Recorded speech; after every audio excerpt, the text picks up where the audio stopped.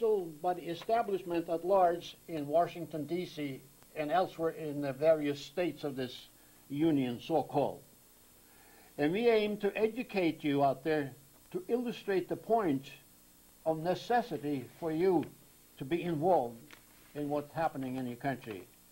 And we don't want you to be a couch potato, but become a hot potato instead with respect to what's happening in your neighborhood. And you know that unless we take the country back, as we used to have on this program, we must take America back. We first have to educate you so that you will understand what is at stake in this country and in your neighborhood. We aim to try to educate you. We do serious research. We are not the one, and I am certainly not the one who's saying anything about what we are saying, but we let the evidence speak for itself. And there's so much evidence out there, as we all here can attest to, that it's irrefutable to prove anything that we say wrong. You can't do that because we have so many backup systems, and this information is everywhere, all over the country. And now, having said that, I want to introduce ourselves a little bit here. On my far left is Ed Whitney. You remember him. Welcome to the show, Ed. Thank you, Lenny. And on my far right is Joe Salonia, World War II veterans. And where have I seen you before? In front of the cameras up at Bolton. For the last 20 years, yeah. Right. Yeah. Happy to be here, Arnie. Thanks. Yes, it's very good to have you here, Joe. And Joe is also, by the way, on radio programs once or twice a week up at Central Connecticut State University, where they talk on subject matters relative to what we're talking about on our cable access programs there.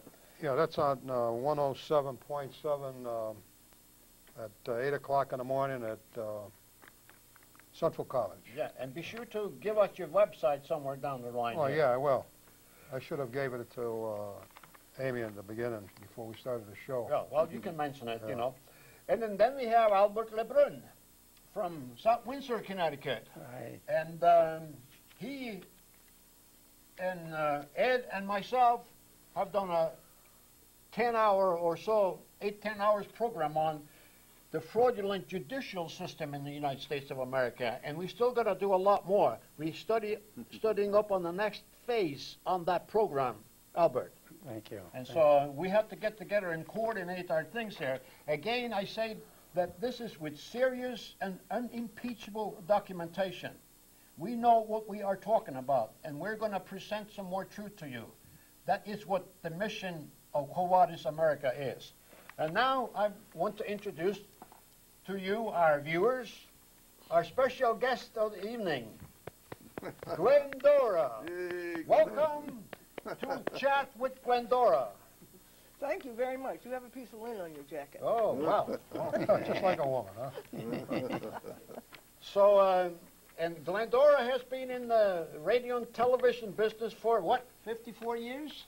How long?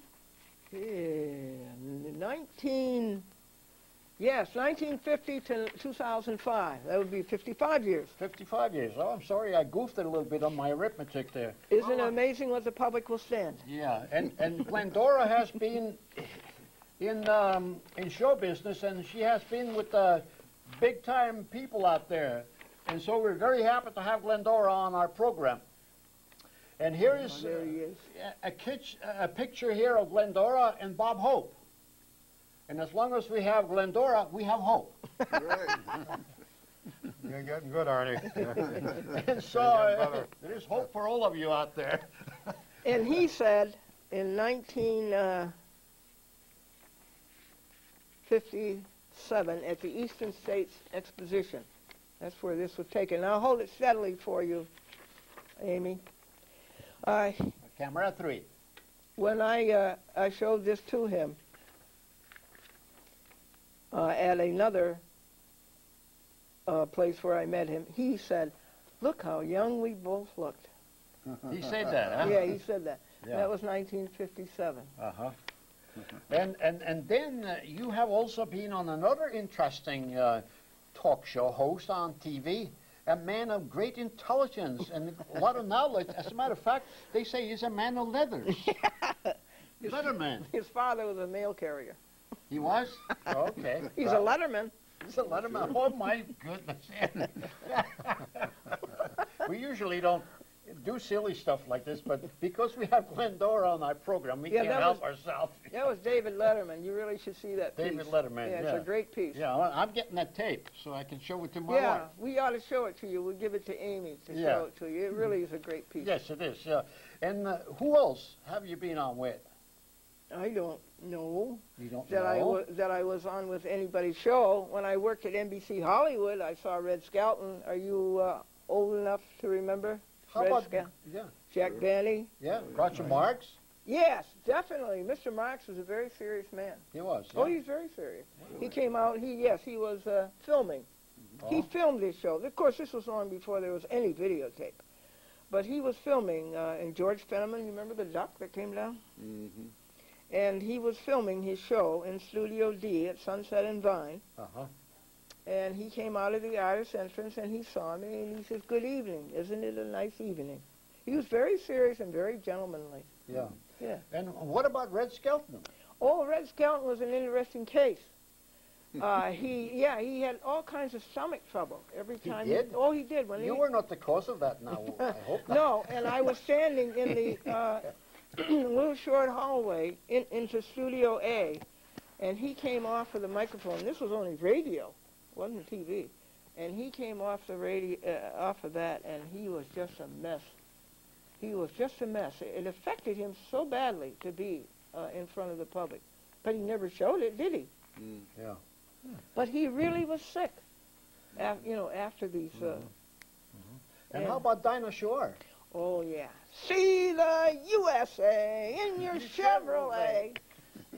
Yes. And you know, one funny thing that happened at NBC Hollywood, now I'm talking about 1951 and 2. That was the beginning of television. It started in 1949. And it was so funny because all the money was in New York, you see. Yeah. And Hollywood was just an adjunct. Yeah. And so they got ready for a great big New York show that was going to come out, and it was going to be originated from Hollywood. And they got Studio D all fixed up. Guess what the show was? Kukla, Fran, and Ollie. Well, that's... A great big Studio D, and here all there was this little puppet stage. Yeah. Wonderful, Glendora. Now tell me the next thing. Now you have had your own show on TV. Yeah. Can you tell us a little bit about that? Since 1954. Since 1954. Yeah, it was a children's show because I wanted to start out small. Uh-huh. Oh, gee. Wow. Oh, Glendora. Can you wake up, Joe? Well, I'm awake. I'm listening. I'm taking this Glendora, all in. welcome to the show. It's wonderful to have you here. We are not worried about you as long as you... My pleasure. As long as you have your gloves on. We wonder when you're going to take them off, you know? That's when we might have some problems there. You are a wonderful lady, and we're so happy to have you here. And ladies and gentlemen, due to the efforts of Glendora, we are now on so many cable stations. I have to get a list of all the new cable stations that we are on. I can tell you in general by state. Oh, okay. Let's start on the West Coast. West Coast. Oh. Are you listening, Amy? Portland, Oregon. Santa Fe, New Mexico. Los Alamos, New Mexico. Buffalo, New York. Binghamton, New York. Albany, New York. And then all of Westchester County, where all those wealthy people live, and all of Dutchess County, and Putnam County. These are New York, and then the 5 boroughs of New York City: Queens, Bronx, Staten, Manhattan. yeah, Manhattan, and then what's the other big one? Brooklyn. Queens. Did I mention? Okay, Queens. Oh, that's right. All 5 boroughs. And then all of Long Island, all the way out to East Hampton, Montauk, and way out there. In Bergen County, New Jersey, is where I have put Quo-Vadis. Mm-hmm. How about Washington, D.C.? Oh, yeah, Washington. Oh, yeah, that's just the nation's capital. We didn't. I want George to hear me, what I have to say about him. Yeah. We're going to get it going there, too. Yeah, okay. It will be there, too. Yeah. So, We want you to tell the audience a little bit about yourself, how you got started on these things here, and working up the road here to Yeah. the celebrities. Yes, one night I was working in the mimeograph in the script service department. And by the way, that was all the Jack Webb people, and he was doing Oh. Dragnet. This was radio. yeah, This was Dragnet, radio, yeah. you know. Yeah. And they told me I ran the mimeograph department, the mimeograph machine. And they told me to take these scripts up to Studio A. There was a change in the script. And I'm running up the stairs, and here's a man at the candy canteen machine. And he's hitting the machine. And he says, I put my nickel in there. Now, this is how long ago it was. I put my nickel in there, and I didn't get my candy bar. You know who that man was? Robert Young. Really? He was there Really? doing the radio show Father Wow. Knows Best. Wow. Can you imagine that? Who you run into, huh? Yeah, it was good. Well, did you hear the one about John D. Rockefeller and Bob Hope? No, Bob Hope was selling newspapers probably 1909 or something like that. that's right. Rockefeller came from Cleveland, and so did Bob Hope. Yeah. So Bob Hope's selling newspapers, and John D. comes and gives Bob Hope a dime, and he's waiting for his nickel. Bob Hope had to go in and out the stores trying to get change for a dime. What people, huh? Unbelievable. That's Rockefeller for Yeah. you. That's We used to go to church in Tarrytown, New York, which they renamed Sleepy Hollow. And that was a Rockefeller church. My husband and I went there. Mary Rockefeller used to sit in front of us, and her husband, Lawrence. Yeah. And they all have that Rockefeller look. Mm-hmm. They all look just like John D. Mhm. And that's where they have the Chagall windows. Oh, yeah? Oh, Yeah. millions and millions Wow. in that Wow. little tiny church up in Tarrytown, Wow. North That's Tarrytown, some New York. windows, huh? The Chagall windows, yeah. Gee. Yeah. Wow. Now, and from there on, where did you go? You did the mimeograph and all that? And Oh, from NBC Hollywood? Yeah. Oh, well, Bob Hope let me do a monologue, a comedy, tell jokes at the end of his program. Oh. When he finished doing it for the network, went still clear across the country, he let me, if he liked the audience, if Bob Hope liked the audience, he would keep them over and tell them some more jokes. Yeah. And so he let me do it. Aha. Interesting. Yes, but it was an early truth. I found out that when you start out, you don't have the experience. Yeah. I mean, that's dumb to go to Hollywood or New York if you don't have the experience. And so it quickly came upon me that I'd better go to the woods and get my experience. And I did, Pittsfield, Massachusetts, and that was the Glendora and her picture party. That was my first TV show. Oh, I see. Mhm. And that had to do with children. Yeah, that was cute. I took an event out of some famous American's life, and then an artist drew 5 pictures, and then I would say to the child, can you tell me the story that these pictures tell? Yeah. And whichever child got closer to the truth got the prize. Yeah. It was cute. Now, I want you to tell me one more thing about yourself and your husband. Now, he was in a newspaper business? Yes, he was in D-Day. He was in Normandy. He was in Normandy. Yeah, Wow. terrible. He made it as far as Weimar. And D-Day, as you know, was June 6th. Yeah. And he said that if anybody had ever told him that they'd be going home in a year, he would never believe them. But they did. They did. Yeah, by June the next year, they were going home. Yeah. So he was he a correspondent? No, he was in the Adjutant General's office. Oh, he was a JAG officer, huh? Mm, Wow, I see. Wow. terrible job. Yeah. When the names came in from the front who Yeah. died, he had to send Yeah. replacements. Yeah. He was there when they retreated from the Battle of the Bulge. He sees all of the Yankees going west. Mm-hmm. That How was did terrible. you meet? You met somewhere Oh. along the line? Yes, my friend was a senior in college at American International College, Springfield, Massachusetts, and she was graduating, and they had what they called the baccalaureate. I don't think they have baccalaureates today, do they, Ed? I don't know. You mean the degree? No, the party. religious service. You know, Oh, I see. all the Okay. graduating seniors would Oh, go to a okay. religious service and be blessed, so to speak. Yeah. And her brother was a reporter for the Springfield, Massachusetts Union, And Franklin, who had just been graduated from Boston University in the first class of the School of Journalism, the School of Communications, Department of Journalism. And that was his first job. And so her brother knew Franklin, and so she introduced me to Franklin. I see. And my mother kept the teacup going for 5 years. Wow. So Franklin would come and have tea with her. So this turned out to be a boon for both of you. He got into the newspaper after he got out of the... That's interesting. Yeah. He was all newspaper and I was all television. Yeah, but it was a nice combination. You couldn't find anything better than that, Glendora. No, that's right. Yeah. and we were, we went up and we had lunch with Glendora, and no wonder it was Kinderhook. Yeah, Kinderhook. So that you did the children's TV show. No wonder you moved to Kinderhook. Oh, that's right. Tell them why. Right? No, corner. Hook is, what is that? Well, it's corner? it's a rumor that when Henry Hudson came up what is now the Henry Hudson River, he got as far as Stuyvesant, which is about 35 miles southeast of Albany. And he saw Indian children playing on the shore. Oh. And he says Kinderhoek, which means children's corner in Dutch. In Dutch, yeah. Oh, I see. Well, very good. And we've been in Dutch ever since. Yeah.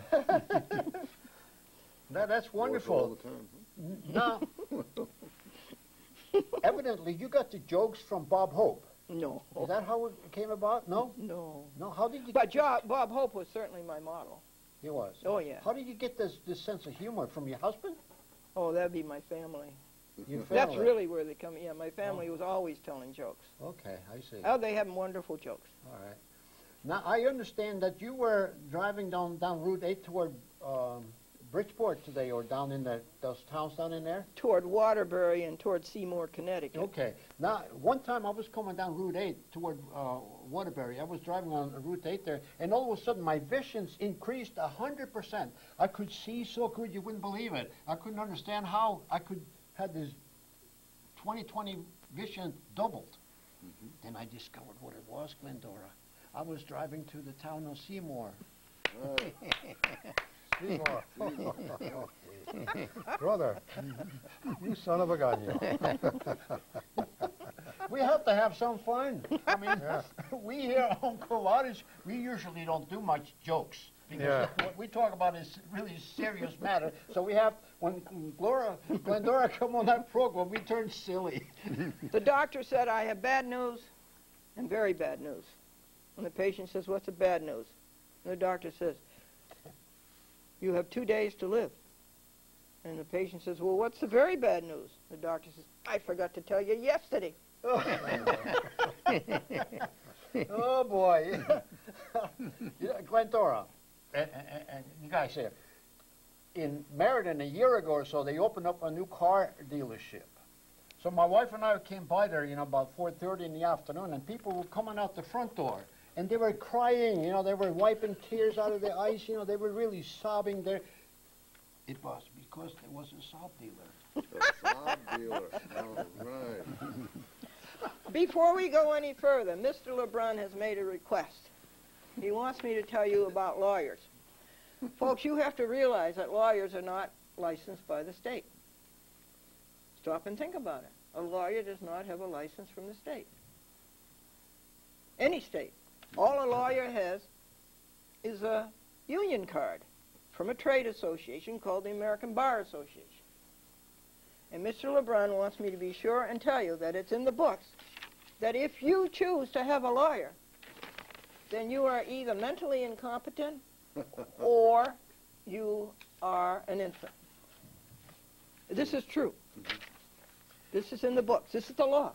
You cannot be represented by a lawyer unless you are mentally incompetent or an infant. Legally an infant, Thank you. Thank you. You're welcome. Tell us about the Rockefeller Bank that you had a brouhaha with. Oh, I sued the Rockefeller Bank, yeah. You sued the Rockefeller. Yeah, Tell they us took a little bit about what you've been involved in the case. Or for some reason, and I never knew why or who or what, but the checking account was overdrawn by $3. Oh. And the manager took $100 out of my account. Wow. They did. And never told me even yet already. And so I didn't think that was right. Do you? When was this? I would say sometime in the spring. This past spring. Yes, and so I have these omnibus lawsuits. I'm on omnibus 27 right now, where I sue a whole bunch of judges, and I sue a whole bunch of law clerks and a whole bunch of lawyers. And usually the one that I'm doing right now has 50 defendants. Oh, wow. And so I made him the lead defendant. And having some experience with the Rockefellers up at the North Tarrytown Church, he left that bank. He was chairman of the Chase Bank for 20 years, but he's left, and so I couldn't sue him per se. So I sued the David Rockefeller Bank, Yeah. and its chairman and its CEO. They were the lead defendants. Well, that's an interesting thing, and you...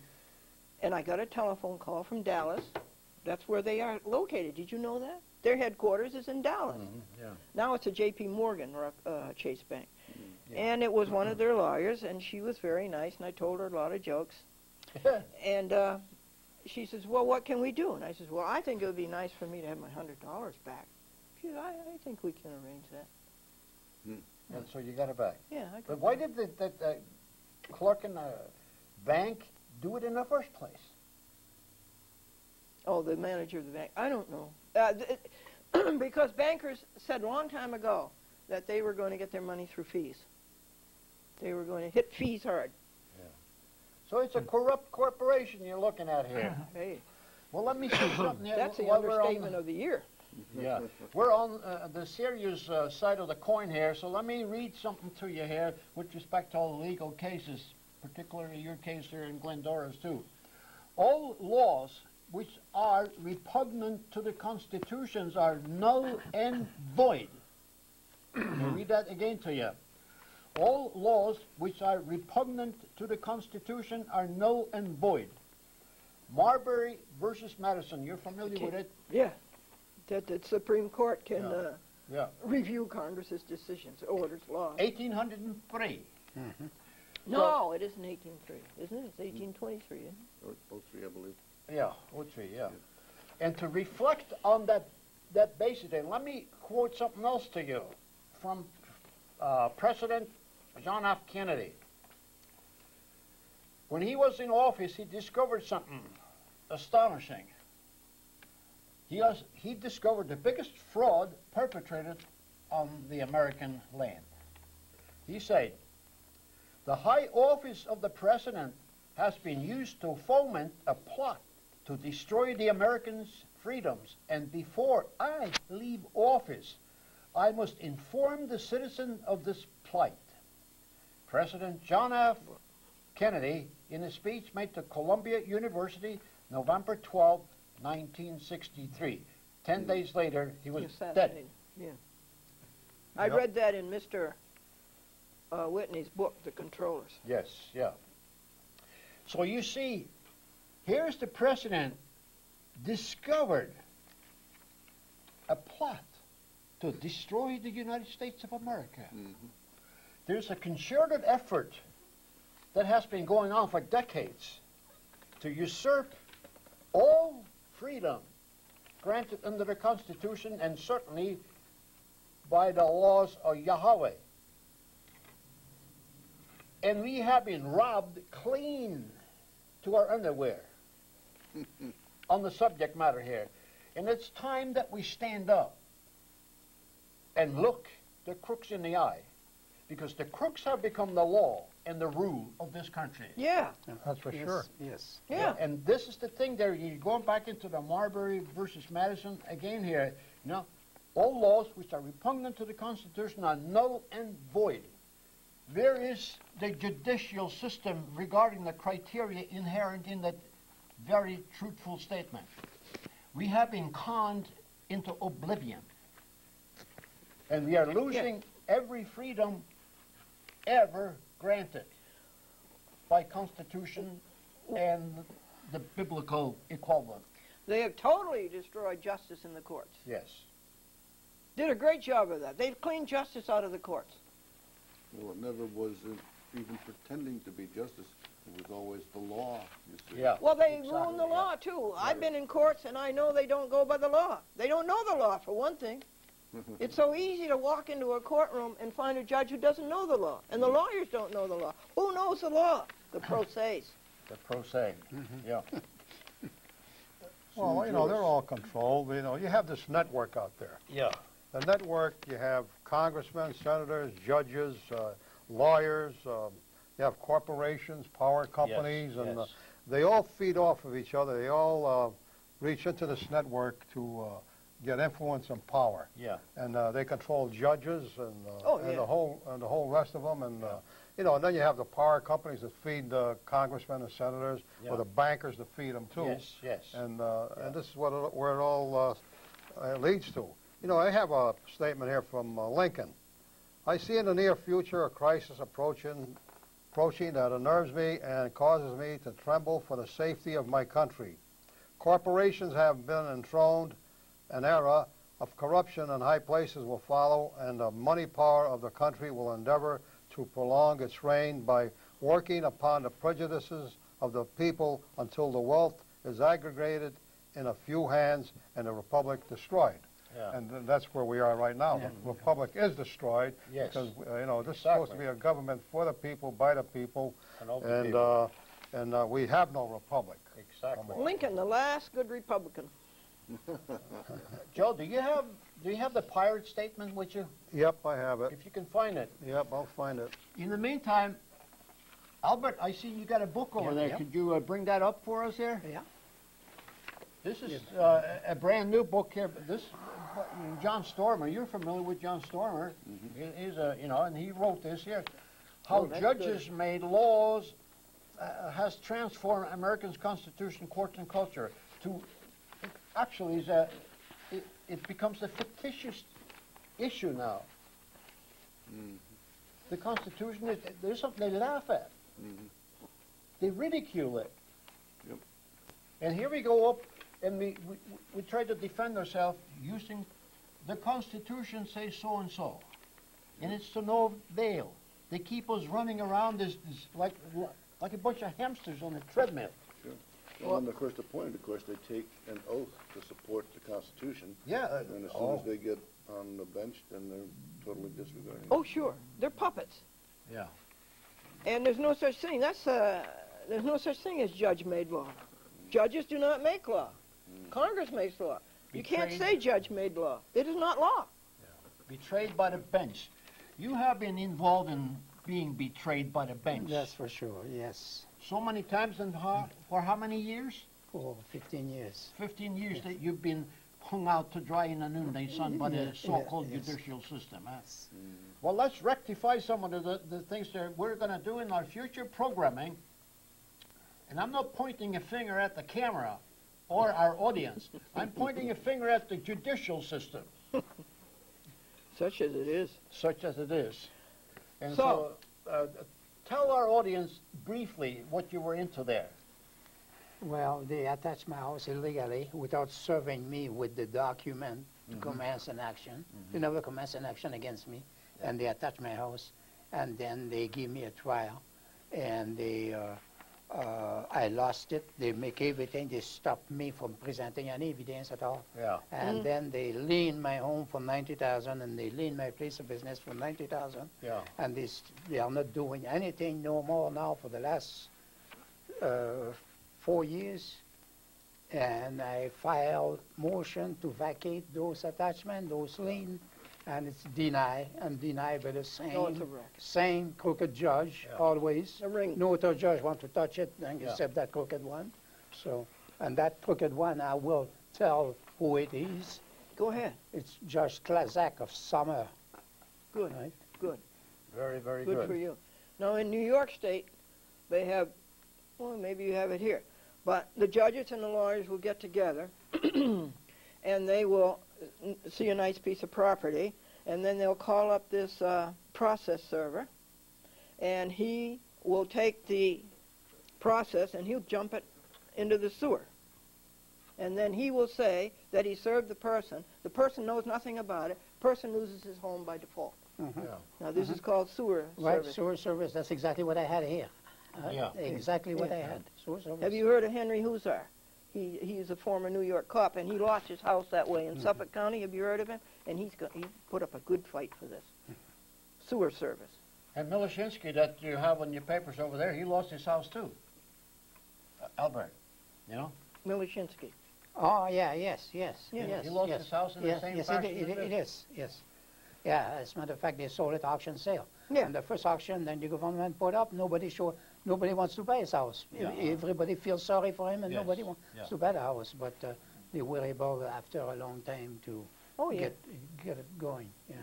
He finished his life in a small apartment, 20 feet by 20 feet in a motel-like, you understand? Oh. Yeah. And then they laugh all the way to the bank. These are treasonous people. They should be hung out in the city square, dangling from the rope. Okay, the lawyer said to the judge, I want a new trial on the basis of new evidence. And the judge says, what's the new evidence? And the lawyer says, I just found out my client has another $10,000. Yeah. Now, you see here, I'm going to read a little bit more here. On June 4, 1963, a little-known attempt was made to strip the Federal Reserve Bank of its power to loan money to the government at interest. On that day, President John F. Kennedy signed Executive Order 11110 and returned to the U.S. government the power to issue currency. This is how they flaunt things. And you, the average American out there, you need to educate yourself on the seriousness of this criteria that we're talking about here. Yes, we have Glendora here, we do some jokes, but the serious part is no joke. This is very serious stuff, and you ought to understand the criteria of what's happening. You're going to lose everything you have. Look at what they're doing here with eminent domain. In Florida now, Joe Albert.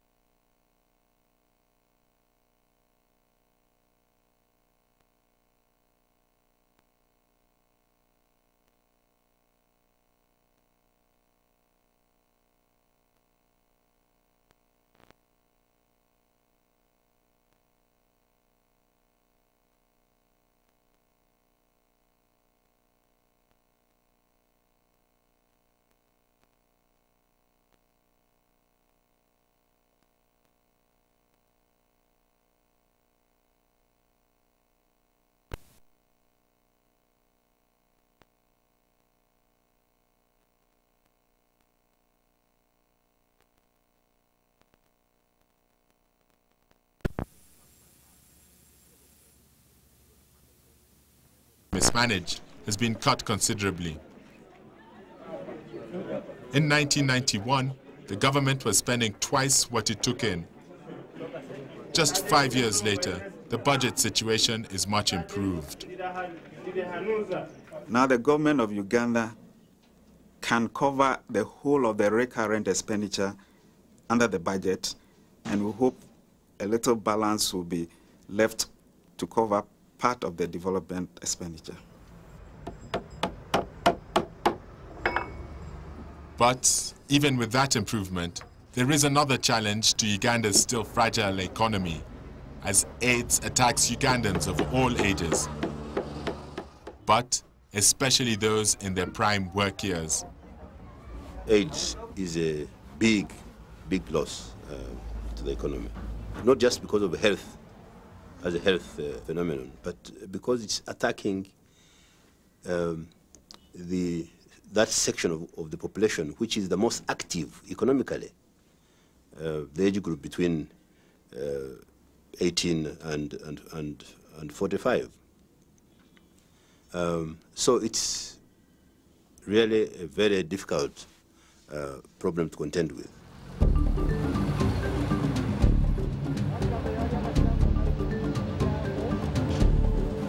Cutting spending and encouraging growth are important policies on the road to a market economy, and just as important is increasing revenue. At present, enterprises employing more than 100 workers, such as this plastics firm, account for only 6% of the Ugandan economy. Yet, they pay a huge percentage of the taxes. Business owners, like James Mulwana, say the tax base must be broadened. When you talk about Uganda, we are 17 million people, and maybe people who are contributing to the tax are less than 1/3. So that is a burden to a growing economy and a growing enterprises worldwide. Uganda's President Yoweri Museveni is well aware of these complaints, but he believes his strategy of focusing tax collection on those areas with the greatest potential will in time benefit the entire country. If we start by the recovery in the towns, among the industrial sector, among the businessmen, then surely that recovery will in time spread to the rest of the economy. First of all, those parts will provide employment to the rest of the economy. They will buy raw materials from the rest of the economy. In the end, the government will collect taxes from these companies and therefore support the rest of the system. Although the tax base is still relatively small, the Revenue Authority wants to be certain it gets all the money due to it. Therefore, wherever possible, it has eliminated direct collection by revenue officers. When you are poorly paid and you see cash in your hands, there are some other suggestions which are not in the national interest that may come to you. So we change the mechanism, but this time taxpayers pay directly to the banks, thus eliminating any invitation to the tax officials to misbehave. The Revenue Authority has also lowered the rate of taxation, which increased compliance and broadened the tax base. But that hasn't stifled the complaints. I must say it's terrible, because the taxes are actually making things worse. The taxation is the only problem, because the taxes are still high. Despite their complaints, these business people are part of an expanding economy. Uganda's GDP is growing at 6% per year, one of the highest rates in the region. Business, while not booming, is improving. This vendor has been selling building supplies for 15 years. She says lately it's not been such a struggle to stock her shop. We had no materials which we are out selling, and nowadays we have factories where we get these things from. Some like hose, we are getting paints and nails also from the factories. Entrepreneurs can see the link between government policies and business opportunities. For the last 10 years, especially from 1988, there has been an opportunity for entrepreneurs to progress, because the policy which has been put in the country now, it is conducive for an entrepreneur to develop. A few hours drive outside Kampala, these policies are also having concrete results, where a group of investors have put their money and their faith in restoring a cement factory. Since privatization, Hema Cement has doubled production. While the signs of recovery can be seen here and there in industry, poverty is still a way of life in the village. But even here, there are some signs of improvement. There are some tangible signs of increased income in the rural areas. There are more bicycles, far more bicycles than there used to be. There are more iron sheets used for roofing, which makes building a house a lot easier. More people wearing shoes. Like its neighbors, Uganda is trying to put its natural resources to work by cultivating tourism. The National Park Service is granting long-term leases to entrepreneurs to operate game park facilities.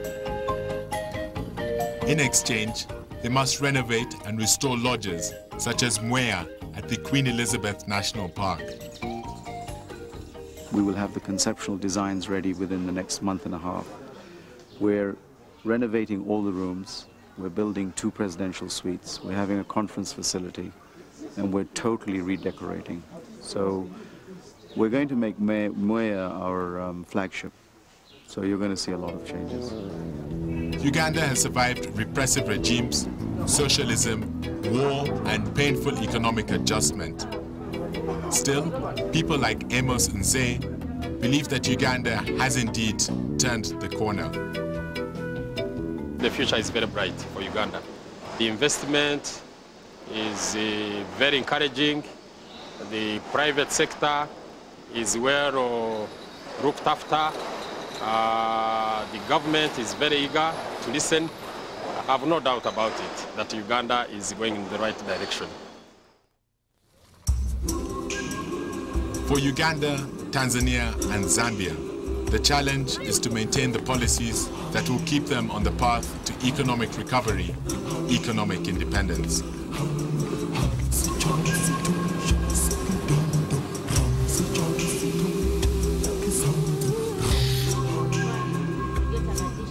For each of these countries, the goal is to eliminate poverty and give their peoples a better life without assistance or lending from the donor communities.